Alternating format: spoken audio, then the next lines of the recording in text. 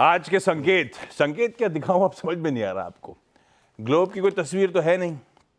बढ़िया double digit gains थे US markets के 2024 में। उसके बाद आज पहला सेशन रिज्यूम होगा 2025 का।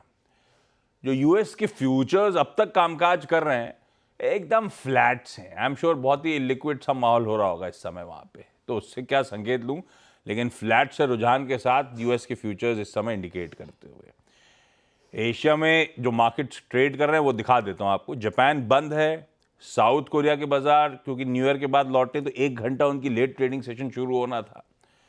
जो एशिया में आज सिंगापुर का जीडीपी वगैरह आना है, खैर जो भी है, एशिया दिखाइए स्क्रीन पे और गिफ्ट निफ्टी रख दीजिए स्क्रीन पे। थोड़ी सी पस शुरुआत के हमारे इंडिकेशन, बाकी तो ठीक ही है, फ्लैट से ट्रेड कर रहे हैं। और बात है कुछ बताने के लिए क्या? गुड मॉर्निंग आपको। गुड मॉर्निंग आशीष। या कस्टमरली हॉर्मा स्टूडियो में।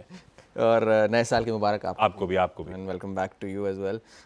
कोई ऐसा क्यू तो है नहीं, कोई बड़ा क्यू तो है नहीं, क्योंकि सारे बाजार कल बंद थे। और मगर बात तो कहने वाली यही है कि जापान में नज़र रखने की ज़रूरत है। बाज़ार तो बंद है मगर येन की जो कमज़ोरी है उस पर थोड़ी सी ध्यान रखने की ज़रूरत होगी, क्योंकि 157 के लेवल्स पर अब पहुंच चुका है डॉलर के मुकाबले में। और डॉलर का जो इंडेक्स है उसका 10 साल में सबसे बेहतरीन साल रहा था। ये ब्लूमबर्ग का जो डॉलर इंडेक्स है उसकी बात कर रहा हूँ मैं।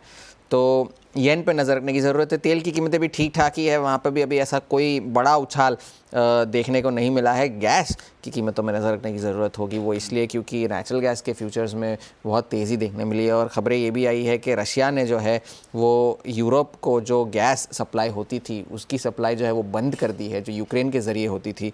वहाँ पर जो है वो ट्रांजिट डील जो थी वो ख़त्म हो गई है, तो अब यूरोप को गैस सप्लाई बंद हुई है। तो सप्लाई कम होने की वजह से भी वहाँ पर जो है नेचुरल गैस की कीमतों में थोड़ी सी बढ़ोतरी हो सकती है।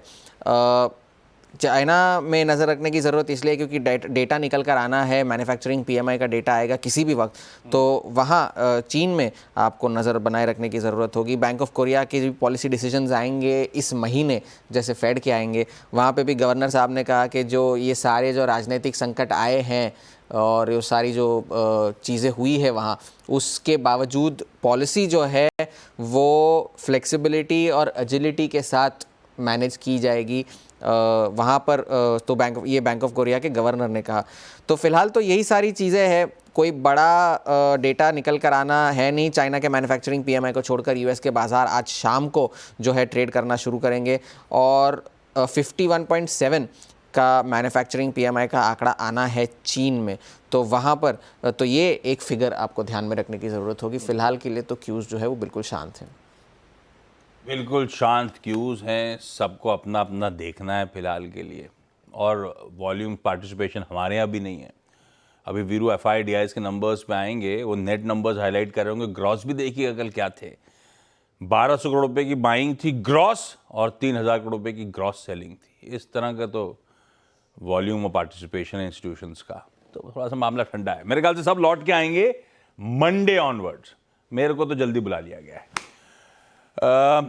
अच्छा, वो साइबर ट्रक का नहीं बताया आपने, वो ट्रम्प होटल के सामने एक्सप्लोड कर गया, कुछ पता चला उसके? न्यू ऑरलियंस में कोई एक हादसा हुआ था कुछ, उसके बाद अभी कोई डिटेल्स नहीं है ना सामने, ऐसी क्या मामला है? ऐसी कोई जानकारी जोड़ रहे थे इनॉग्रेशन से जस्ट पहले ऐसा कर रहे हैं ट्रम्प होटल के सामने, है ना? नहीं, ऐसा तो कोई ऐसी कोई बड़ी जानकारी तो नहीं आई है। और खबरें जितनी आ रही है अभी फ़िलहाल तो जो है डेथ टोल जो है वो 15 का हो गया है, 15 लोगों की मौत हो गई है।